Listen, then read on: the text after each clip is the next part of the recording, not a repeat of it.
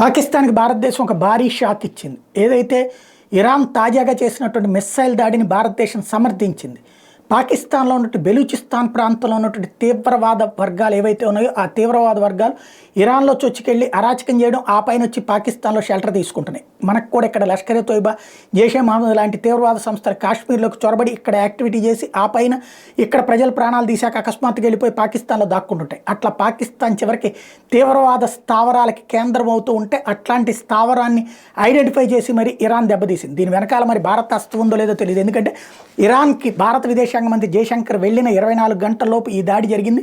పాకిస్తాన్లో ఉన్నటువంటి ఇరాన్ వ్యతిరేక శక్తుల మీద దాడి జరిగింది. దీన్ని భారత్ ఖండిస్తుంది అని చెప్పి పాకిస్తాన్ రెడీ అయిపోయింది. తీరా చూస్తే భారతదేశపు విదేశాంగ శాఖ చాలా స్పష్టంగా ఇరాన్ వాదాన్ని సమర్థించింది. భారత రక్షణ శాఖ కూడా సమర్థించింది. ఎందుకంటే తీవ్రవాదం ప్రపంచంలో ఎక్కడున్నా తుదముట్టించాల్సిందే, దానికి మేము మద్దతు ఇస్తున్నాం, మేము గతంలో చేసిన సర్జికల్ స్ట్రైక్ లాంటిదే ఇది కూడా నేను తేల్చి చెప్పింది.